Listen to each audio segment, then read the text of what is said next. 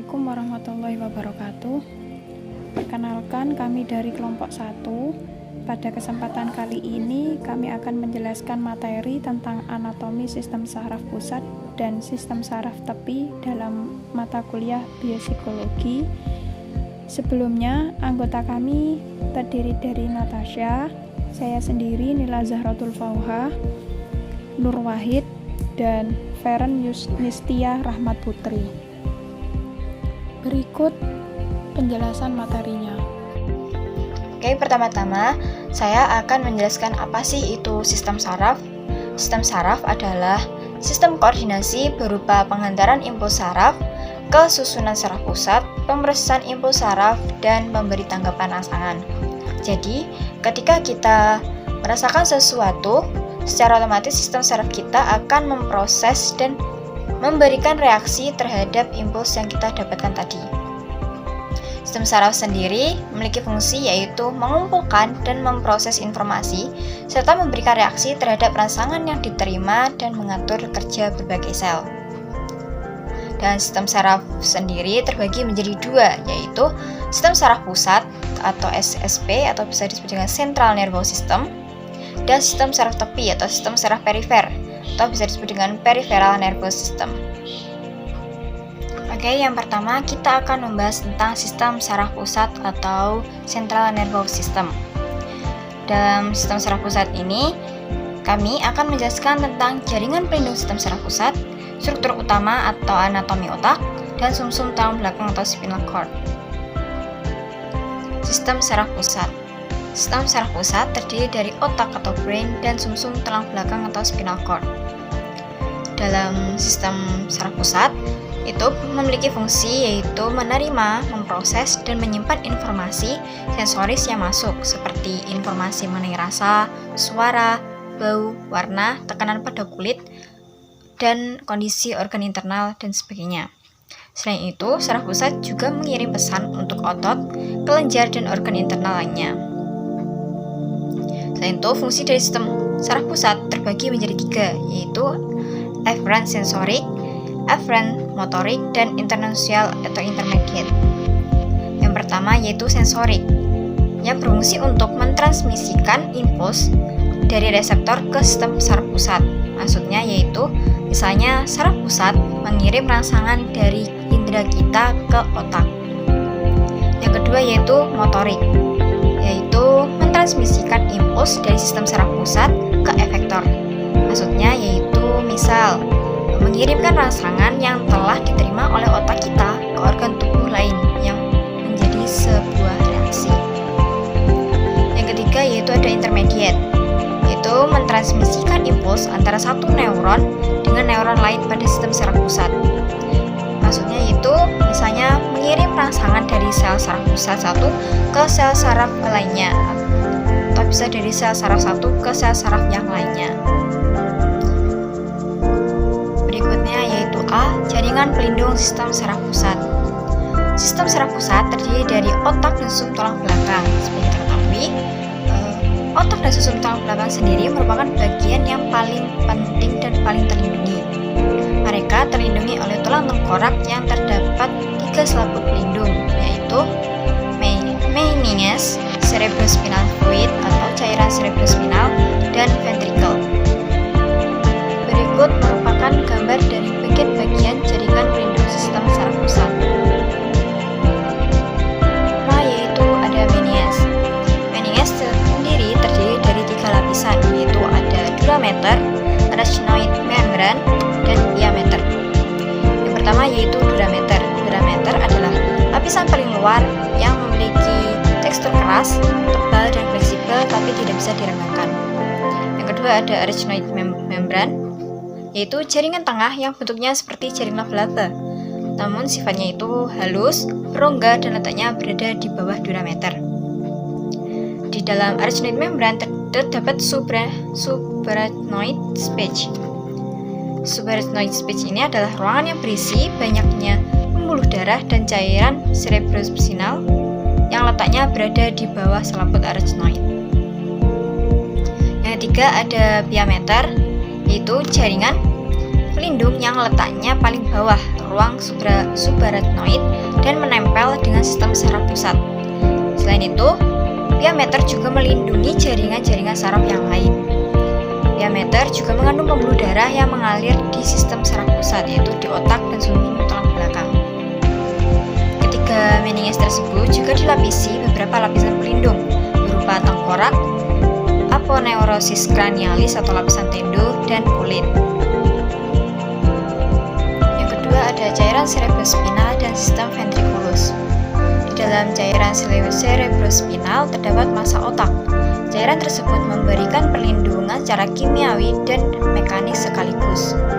Cairan tersebut terbentuk di dalam rongga yang disebut dengan ventriculus, yang kemudian bersirkulasi dalam sistem saraf pusat, termasuk dalam celah subarachnoid.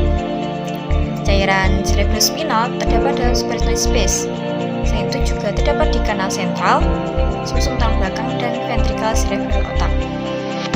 Cairan cerebrospinal membantu otak untuk dapat mengapung, sehingga bisa mengurangi berat otak yang semulanya memiliki berat 1.400 gram menjadi 80 gram. Selain mengurangi berat otak, juga dapat melindungi otak dan spinal cord dari guncangan kepala yang mungkin terjadi. Cairan cerebrospinal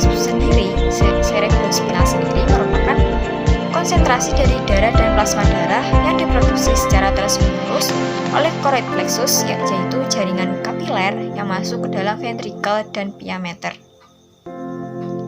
Selanjutnya yaitu ada sistem ventriculus, yaitu dimulai dari ventrikel lateral yang memiliki hubungan dengan ventrikel ketiga yang terletak di otak tengah atau midbrain.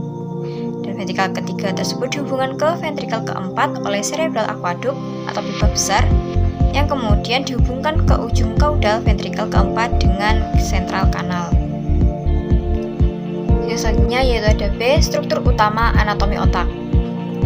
Otak adalah pusat pengendali dan pengkoordinir sebagian besar dari gerakan, perilaku, dan fungsi homeostatis, dan secara utuh, otak bertanggung jawab terhadap seluruh aktivitas tubuh dan berpikir. Struktur utama otak terbagi menjadi beberapa bagian, yaitu yang pertama ada forebrain atau prosencephalon atau otak bagian depan. Itu yang terdiri dari telencephalon dan diencephalon.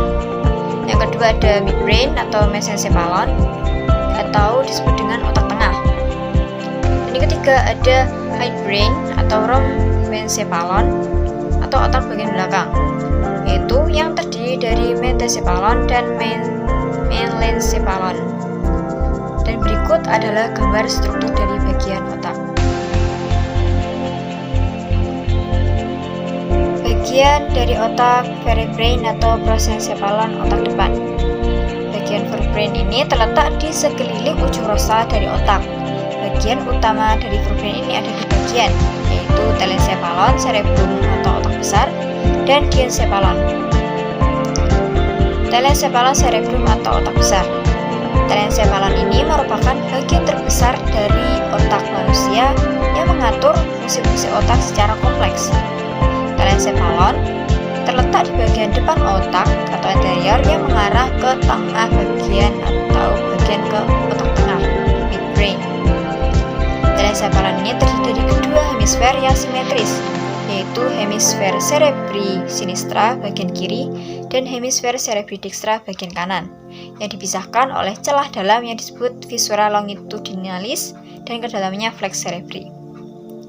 Dalam hemisfer cerebri sinistra bagian kiri ini mengendalikan gerakan sisi kanan tubuh, mengendalikan cara berhitung, berbicara, menganalisis, logika, dan menulis.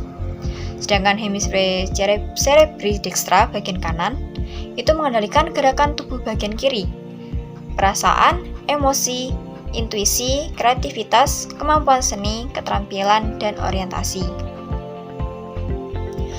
Kedua hemisfer ini dilapisi oleh cerebral cortex, basal ganglia, dan juga sistem limbik. Yang pertama yaitu cerebral cortex.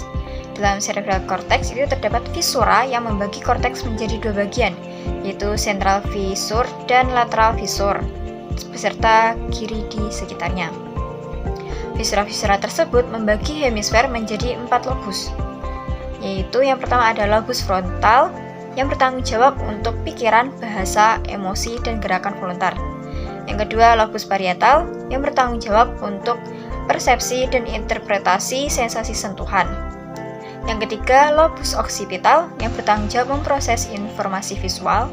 Dan yang keempat ada lobus temporal yang bertanggung jawab mengenal dan menginterpretasi suara dan membantu membentuk ingatan atau memori yang baru. Yang kedua, sistem limbik atau rhinencephalon. Dalam sistem limbik ini merupakan sirkuit midline struktur yang memutari talamus.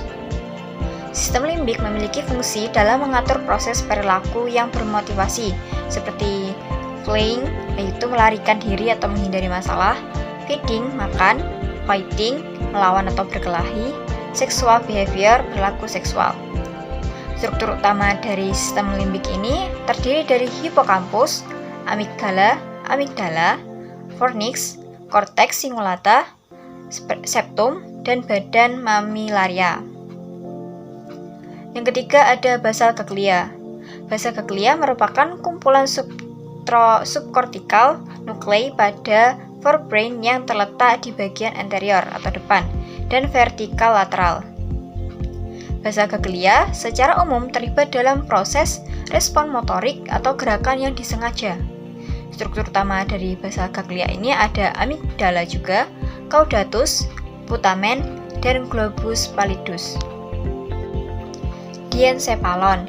Diencephalon terletak di bagian forebrain antara telencephalon dan midbrain dan mengelilingi ventrikel ketiga. Diencephalon ini memiliki dua bagian utama, yaitu talamus dan hipotalamus. Yang pertama, talamus. Talamus menerima sebagian besar impuls saraf yang menuju ke cerebral cortex. Dan di dalam talamus juga terdapat projection fibers yang membantu memproyeksikan atau mengirimkan berita ke korteks. Talamus sendiri terdiri dari banyak pasangan nuklei yang berbeda dan sebagian besar terproyeksi ke korteks seperti sensory relay nuklei yang memiliki stasiun pemancar yang penting. Di antaranya yaitu ada lateral geniculate nuklei, yaitu pusat pemancar indera penglihatan atau visual. Ada medial geniculate nuklei, yaitu pusat pemancar indera pendengaran atau auditory. Dan ada ventral posterior nuklei, yaitu pusat pemancar indera somatosensorik. Yang kedua, hipotalamus. Hipotalamus ini terletak di bagian dasar otak, persis di bawah talamus anterior. Hipotalamus ini berfungsi sebagai pengontrol sistem saraf, otonom, dan sistem endokrin, serta memegang penting pengaturan perilaku yang bermotivasi. Struktur utama dari hipotalamus ini ada tiga, yaitu kelenjar pituitari, optic chiasm, dan badan mamilaria. Yang pertama, kelenjar pituitari. Kelenjar ini sering disebut dengan pituitary gland yang berperan dalam melepaskan hormon-hormon dalam tubuh yang letaknya menjuntai di permukaan ventral otak bagian bawah hipotalamus. Beberapa bagian pituitary gland yang memproduksi hormon-hormon hipotalamus adalah anterior pituitary gland dan posterior pituitary gland. Yang kedua ada optic chiasm, yang merupakan sebuah titik saraf optik dari masing-masing mata yang bergabung menjadi satu. Optic chiasm ini terletak di depan cabang pituitari yang berbentuk seperti huruf X. Karena beberapa akson saraf optiknya adalah decuset dan dikatakan sebagai kontralateral. Yang ketiga ada badan mamilaria atau mammillary bodies yang merupakan pasangan nukleus spherical yang letaknya di permukaan inferior hipotalamus tepat di belakang kelenjar pituitari. Yang kedua yaitu midbrain atau mesencephalon atau yang biasa kita sebut dengan otak tengah, yang terdiri dari dua bagian utama, yaitu yang pertama tektum. Tektum adalah permukaan dorsal dari mesencephalon. Tektum sendiri terdiri dari dua pasang kolikuli, diantaranya A. Inferior kolikuli merupakan pasangan posterior yang berperan dalam fungsi pendengaran. Yang B, superior colliculi yang memiliki peran dalam permulaan proses visual dan pengendalian gerak mata. Yang kedua yaitu tegmentum yang merupakan bagian dari mesencephalon yang letaknya ventral di bawah tektum. Tegmentum memiliki beberapa struktur utama yaitu reticular formation, tracts, periheducal gray, substantia, dan red nucleus. Yang A, reticular formation. Struktur reticular formation ini terdapat di sepanjang bagian tengah batang otak, mulai dari bawah atas medula sampai ke reticular formation berperan dalam kegiatan tidur dan rangsangan. Selain itu, berperan juga dalam proses lainnya yang tidak berhubungan satu sama lain seperti perhatian, gerakan otot, gerakan tubuh, dan refleks-refleks vital. Yang B yaitu periheducal gray matter. Substansi ini memiliki suatu sistem sirkuit saraf yang mengontrol gerakan yang mencirikan suatu karakteristik gerakan dari spesies tertentu sehingga dapat berperan sebagai perantara efek pengurangan rasa sakit yang ditimbulkan oleh obat-obatan. Yang C, red nucleus merupakan komponen penting dalam sistem sesmotorik. Kumpulan akson yang berasal dari red nucleus membawa informasi motorik dari otak ke tulang belakang. Bagian ketiga yaitu hindbrain atau rhobencephalon atau biasa kita sebut dengan otak belakang, terletak di sekeliling ventricle keempat yang terdiri dari dua bagian struktur utama yaitu metencephalon dan milencephalon. Yang pertama yaitu metencephalon. Metencephalon sendiri terdiri dari dua struktur utama yaitu yang pertama pons, jembatan faral yang berisi serabut saraf yang menghubungkan lobus kiri dan kanan otak kecil serta menghubungkan otak kecil dengan korteks otak besar. Pons terlibat dalam kegiatan tidur, terjaga, dan bermimpi. Yang kedua, cerebellum atau otak kecil. Bagian terbesar dari otak belakang yang terletak di bawah lobus occipital cerebrum terdiri dari dua belahan permukaannya berlekuk-lekuk dan berfungsi mengatur posisi tubuh, keseimbangan, dan koordinasi gerakan otot yang terjadi secara sadar. Cerebellum merupakan struktur penting dalam sistem sensomotorik. Selanjutnya yaitu milencephalon, disebut sebagai medula atau medula oblongata yang terletak di bagian otak paling posterior belakang dan batas bagian bawahnya adalah ujung rostal tulang belakang. Dalam milencephalon terdapat reticular formation atau jaringan formasi yang berfungsi mengontrol sistem pernafasan dan syaraf kranial, pusat pengatur refleks fisiologi dan gerak refleks. Materi selanjutnya yaitu sumsum tulang belakang. Sumsum tulang belakang ini biasa disebut dengan spinal cord atau medulla spinalis yang merupakan sekumpulan syaraf yang membentang di sepanjang tulang belakang dari bawah otak hingga ke punggung bagian bawah. Kemudian sumsum tulang belakang ini tersusun atas dua lapisan. Yang pertama yaitu lapisan luar atau disebut dengan white matter. Kemudian yang kedua yaitu lapisan dalam atau disebut dengan gray matter yang berwarna abu-abu disebut dengan gray matter. Secara sumsum tulang belakang ini bisa dilihat secara cross section. Cross section itu bisa dilihat secara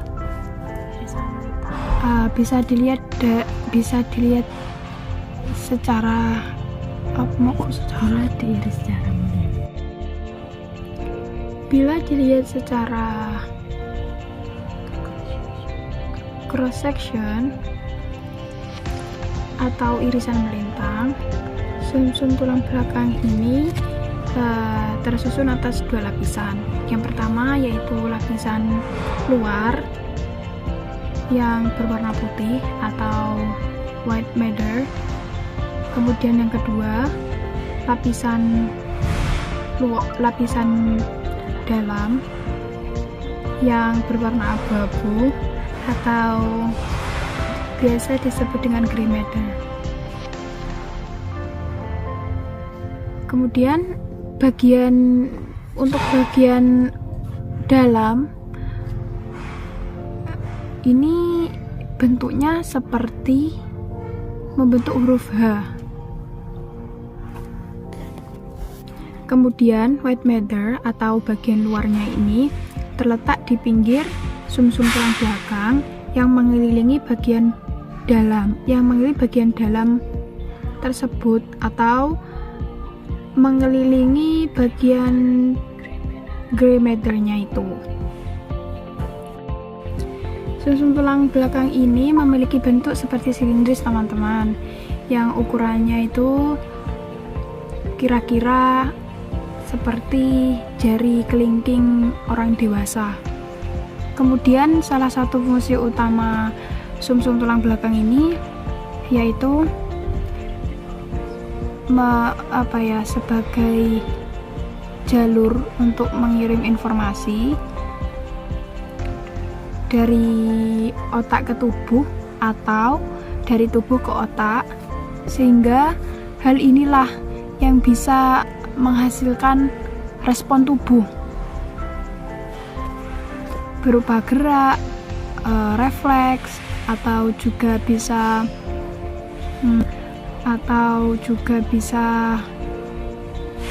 rangsangan. Jadi seperti itu, teman-teman.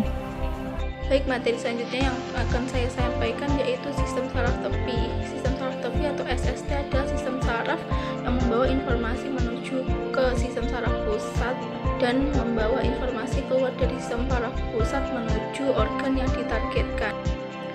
Susunan sistem saraf tepi atau SST yaitu berupa saraf kranial dan saraf spinalis yang merupakan garis komunikasi antara sistem saraf pusat SSP dan tubuh. Sistem saraf tepi bekerja secara dua arah melalui saraf sensorik dan saraf motorik. Menurut fungsinya, sistem saraf tepi dibagi menjadi dua, yaitu sistem saraf somatik dan sistem saraf otonom.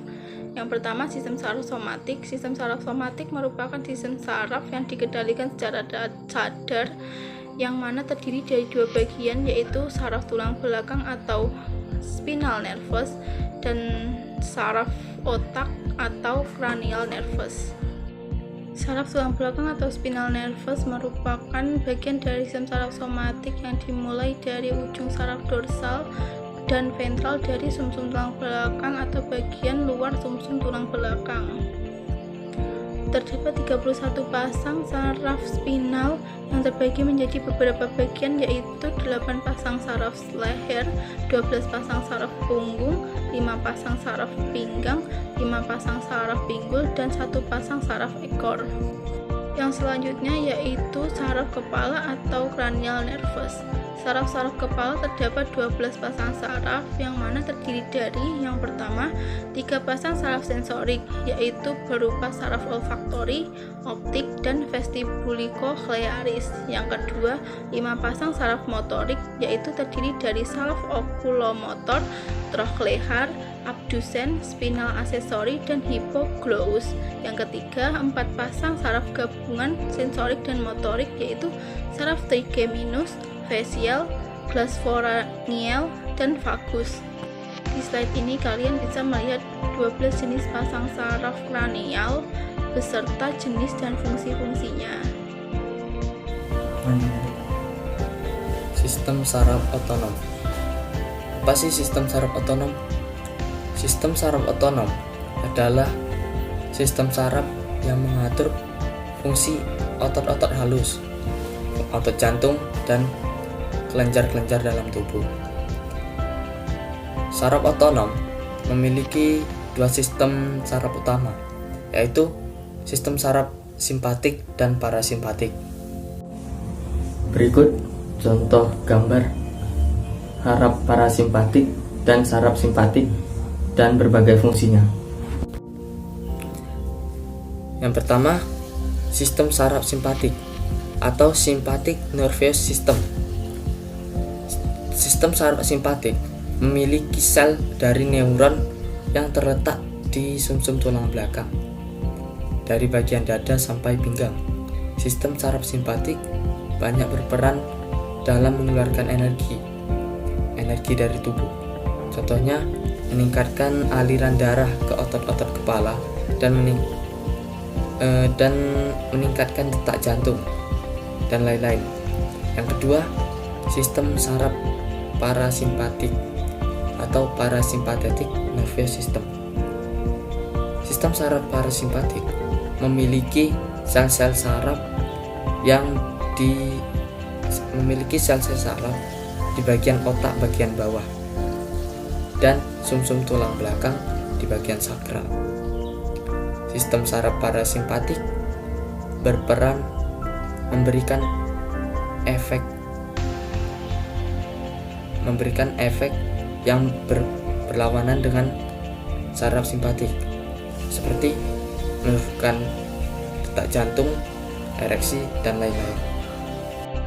Sekian penyampaian materi dari kami. Mohon maaf jika masih banyak kurangnya dalam penyampaian materi. Wassalamualaikum warahmatullahi wabarakatuh.